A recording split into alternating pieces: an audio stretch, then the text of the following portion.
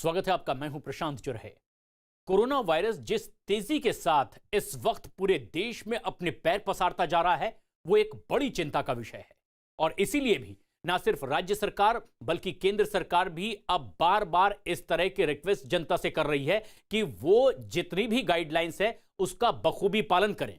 और केंद्र के निर्देश के बाद अब जिन राज्यों में कोरोना वायरस तेजी से फैल रहा है वो भी सख्ती बरत रही है। साथ ही साथ प्रधानमंत्री भी लोगों से लगातार अपील कर रहे हैं।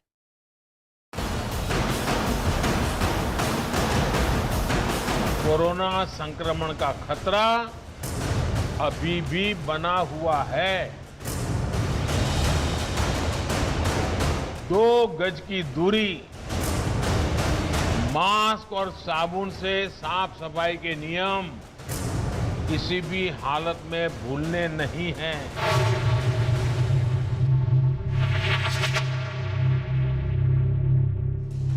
जरा सी ढिलाई खुद को, परिवार को, गांव को संकट में डाल सकती है। जब तक दवाई नहीं तब तक ढिलाई नहीं।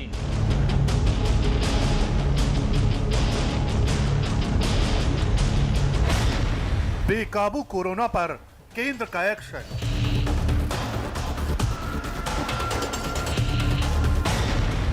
तीसरी लहर पर शिकंजे की कोशिश।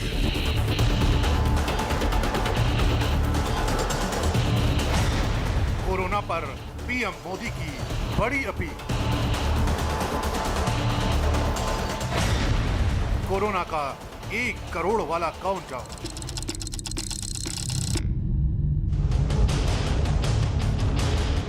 कोरोना की तीसरी लहर ने तबाही के जो संकेत दिए हैं उससे बचाव को ही एकमात्र जरिया माना जा रहा है। देश की राजधानी दिल्ली वायरस के शिकंजे में ऐसी कस चुकी है कि अब स्वास्थ्य व्यवस्थाओं का दम भी घुटने लगा है। कोरोना काल की इस बेहद मुश्किल घड़ी में देश के प्रधानमंत्री नरेंद्र मोदी ने एक बार फिर लोगों को आगाह किया। कोरोना के मौजूदा हालात का हवाला देते हुए प्रधानमंत्री नरेंद्र मोदी ने कहा कि आपकी छोटी सी गलती कई लोगों की जिंदगी पर भारी पड़ सकती है, इसलिए जब तक दवाई नहीं तब तक ढिलाई नहीं। तो ये भी याद रखना है कि कोरोना संक्रमण का खतरा अभी भी बना हुआ है। 2 गज की दूरी, मास्क और साबुन से साफ सफाई के नियम किसी भी हालत में भूलने नहीं हैं। जरा सी ढिलाई खुद को, परिवार को, गांव को संकट में डाल सकती है। दवाई बनाने के लिए हमारे वैज्ञानिक कठिन तप कर रहे हैं। दुनिया भर के वैज्ञानिक लगे हुए हैं।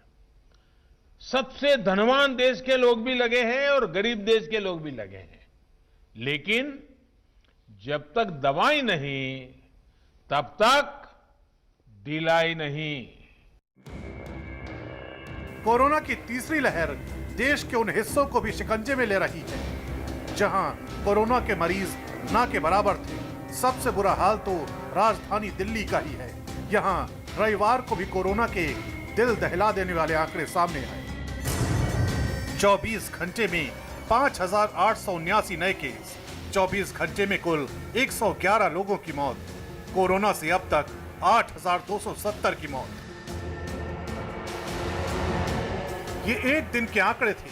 अब जरा बीते 7 दिन के आंकड़ों पर भी नजर डालिए। 15 नवंबर से 21 नवंबर के बीच कोरोना के सुनामी ने दिल्ली के सिस्टम को तहस नहस कर डाला है। 15 नवंबर 3,235 केस, 95 लोगों की मौत। 16 नवंबर 3,797 केस, 99 की मौत। 17 नवंबर 6,396 केस, 99 की मौत। 18 नवंबर 7,486 केस, 131 की मौत। 19 नवंबर 7,546 केस, 98 की मौत। 20 नवंबर 6,608 केस, 118 की मौत। 21 नवंबर 5,879 केस, 111 की मौत। पिछले 3-4 दिन में 400 से ऊपर आईसीयू बढ़ाए गए हैं और अगले 2-3 दिन में आप देखना काफी नंबर और बढ़ेगा। आईसीयू में प्राइवेट के अंदर थोड़ी दिक्कत आ रही है, तो अपन ने आदेश दिया प्राइवेट के अंदर भी 250 आईसीयू बेड और बढ़ाए जा रहे हैं और दिल्ली सरकार के 650 बढ़ाए जा रहे हैं, सेंटर के द्वारा 750 बढ़ाए जा रहे हैं। ये सारे बेड अगले 2-3 दिन के अंदर आ जाएंगे, 4 दिन में आ जाएंगे। तो जब अवेलेबिलिटी बढ़ जाएगी तो अपने आप ही ठीक हो जाएगा। देश की राजधानी दिल्ली में कोरोना की तीसरी लहर प्रचंड रफ्तार के साथ बह रही है।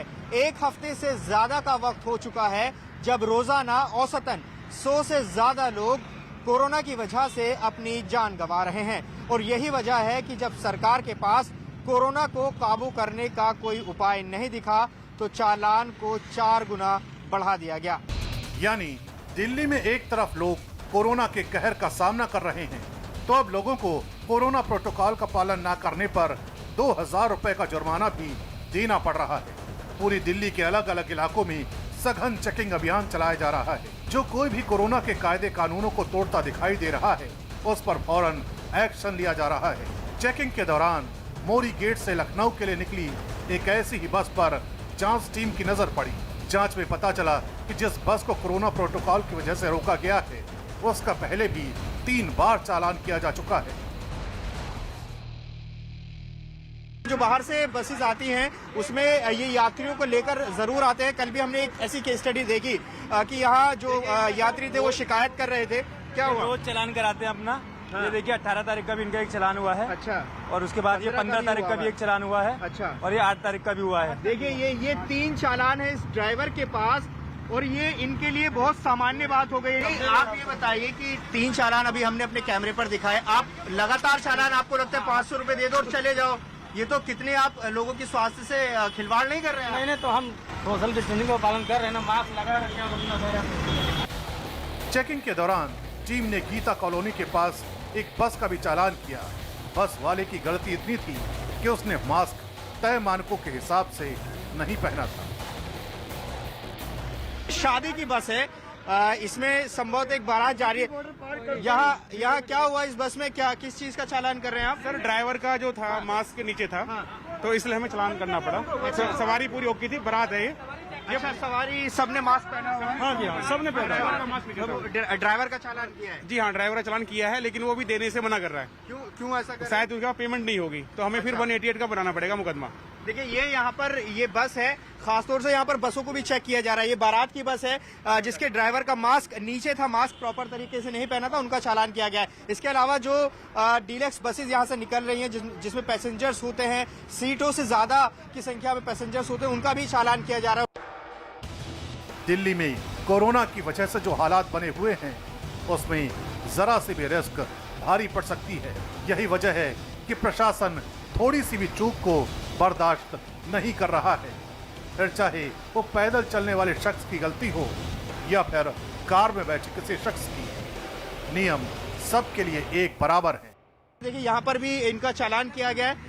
यहाँ आप लोगों ने मास्क नहीं पहना था? सर बाय मिस्टेक थोड़ा सा नीचे हो गया था तो इस चक्कर आपको पता है कि कोरोना चल रहा है तो आई अंडरस्टैंड, बट क्या नाम है थोड़ा सा क्या नाम है मास्क नीचे हो गया था इस चक्कर में सर। लेकिन अगर थोड़ा सा नीचे हो जाएगा तो दिक्कत हो सकती है ना, बीमारी। I know very well, but क्या नाम है मैंने थोड़ा सा नीचे ही कर लिया था इस चक्कर। आपका 2000 का चालान होगा? Yes sir. अच्छा, इन्होंने मास्क नहीं पहना था? जी इन्होंने मास्क नहीं पहना था। मैंने वहाँ से देखा है इनको मास्क नहीं किया था। मैंने पर्ची काट चुके हूँ बस। ये यहाँ पर लगातार इसी तरीके से चालान हो रहे हैं। 2000 की जो चालान राशि थी वो इसीलिए बढ़ाई गई थी कि लोगों में एक डर ही सही, पैसे का डर ही सही, ताकि लोग मास्क पहने। भले ही दिल्ली में कोरोना प्रोटोकॉल का उल्लंघन करने पर चालान की रकम को चौगुना कर दिया गया है, बावजूद इसके लोग बेपरवाह बने हुए हैं। लेकिन जब जांच करने वाली टीम लोगों से चालान वसूलती है तो तरह तरह के बहाने बनाने लगते हैं। यही वजह है कि यह टीम भी सबूत के साथ लोगों का चालान काट रही है। यहाँ पर आप तस्वीर में देखेंगे एक गाड़ी को इसी तरह से रोका गया है। सर यहाँ पर इनका चालान किया है क्या आपने? वो अभी सर कर रहे हैं, प्रोसेस में चल रहा है अभी। अच्छा, क्या मास्क नहीं था या सोशल? इनका किसी के पास मास्क नहीं पहन रखा था इन तीनों ने। अच्छा, क्यों आंटी जी ये बताइए कि इतना कोरोना चल रहा है, मास्क क्यों नहीं पहन के चल रहे हैं? सब पे है भैया, मास्क सब पे है। कहाँ है? सब पे है, ये लगा इन्होंने रखा तो फोटो क्लिक कर लिया। नहीं।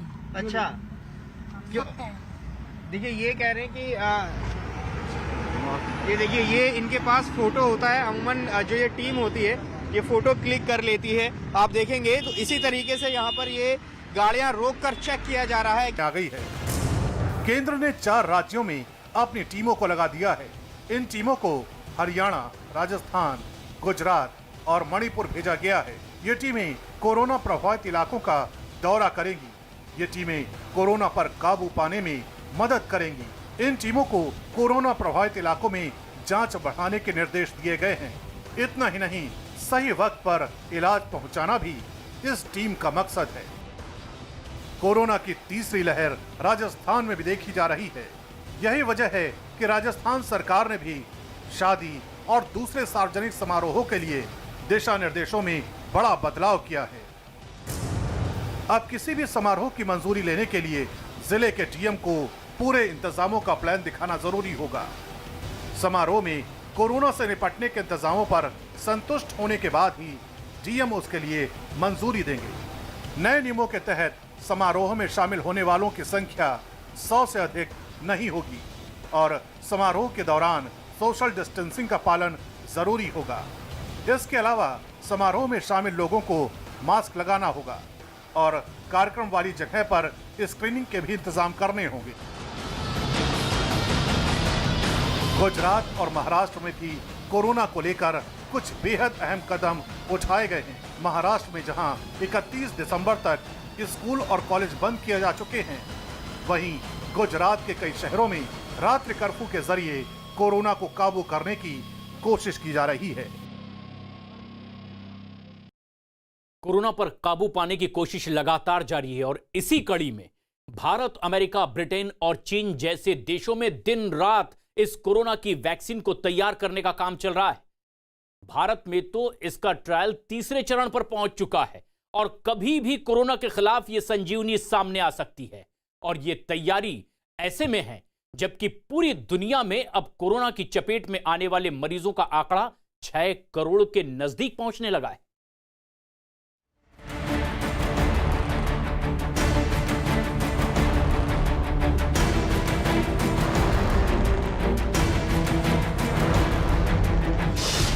दुनिया में कोरोना 5 करोड़ 85 लाख के पार। अमेरिका में कोरोना 1 करोड़ 24 लाख के पार। भारत में कोरोना 90 लाख 95 हजार के पार।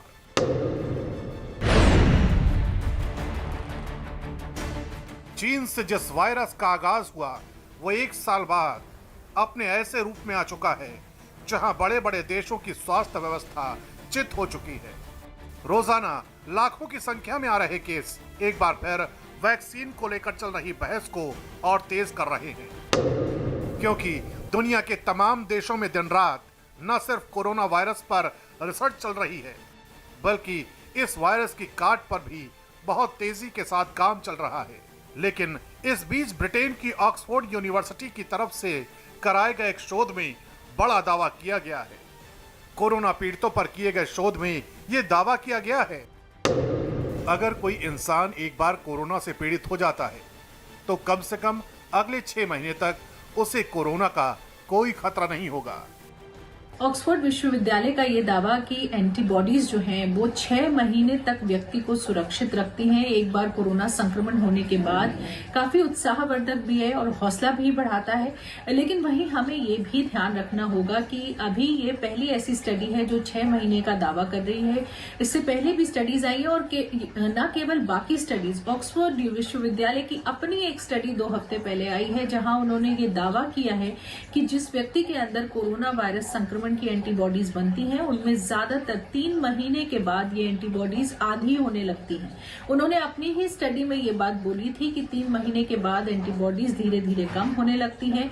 शोध को अंजाम देने वाले वैज्ञानिकों में से एक डेविड आयर के मुताबिक ये बहुत अच्छी खबर है, क्योंकि हम थोड़े समय के लिए ही सही ये भरोसा तो कर सकते हैं कि जो एक बार संक्रमित हो गया है वो दोबारा संक्रमित नहीं होगा। हमारे जो सिटीज हैं वहां से ऐसे हेल्थ केयर वर्कर्स के मामले सामने आए हैं जहां उन्हें कोरोना दोबारा हुआ, यानी कि एक बार कोरोना संक्रमण होने के बाद ठीक हो जाने के बाद रिपोर्ट नेगेटिव आई और उसके बाद कुछ दिन के बाद दोबारा कोरोना से संक्रमित हुए। तो इस तरह के मामले अभी भी इनकी तादाद बहुत ज्यादा नहीं है। इस बीच कोरोना की वैक्सीन जल्द बना लेने का दावा करने वाली अमेरिकी कंपनी मॉडर्ना ने पहली बार वैक्सीन की कीमत के बारे में जानकारी दी। मॉडर्ना कंपनी के दावे के मुताबिक उसकी एक डोज की कीमत 25 से 37 डॉलर होगी, यानी भारतीय मुद्रा के हिसाब से करीब 1800 से 2700 रुपए।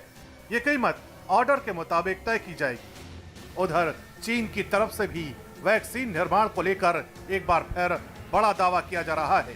दावे के मुताबिक चीन ने एक सुपर वैक्सीन का निर्माण कर लिया है जिसकी 10 लाख डोज लोगों को दी जा चुकी है, लेकिन किसी पर भी वैक्सीन का गंभीर साइड इफेक्ट दिखाई नहीं दिया है।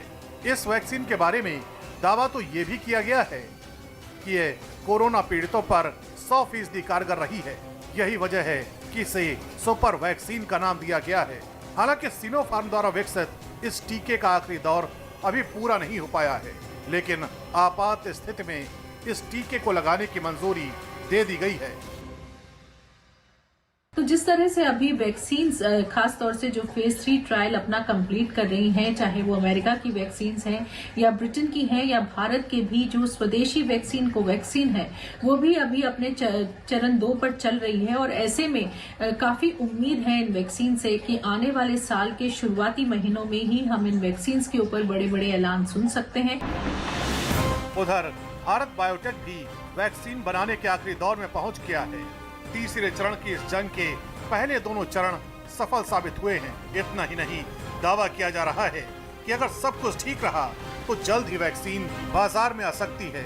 लेकिन जब तक वैक्सीन नहीं आती तब तक किसी भी खतरे से निपटने के लिए राज्य सरकारें अपने स्तर पर उपायों में जुटी हुई हैं। देखिए, ये अलग अलग स्थिति के हिसाब से किया जाएगा। इसमें विचार चल रहा है। हमारे जो पश्चिम के जिले हैं, गौतम बुद्ध नगर, गाजियाबाद, वहाँ उन्होंने 100 तक करने की, सीमित करने की बात कही है। तो जहाँ जैसी स्थिति होगी उसी हिसाब से कोरोना संक्रमण को रोकने के लिए जो भी उपाय आवश्यक हैं वो सब किए जाएंगे। दुनिया को इस वक्त अगर सबसे ज्यादा किसी चीज की दरकार है तो वो है कोरोना वैक्सीन की, क्योंकि वायरस का ये ऐसा दौर चल रहा है जहां लाखों मरीज सामने आ रहे हैं। ये एक बड़ा कारण है कि सरकारें तमाम जतन कर कोरोना पर काबू पाने की कोशिश कर रही हैं।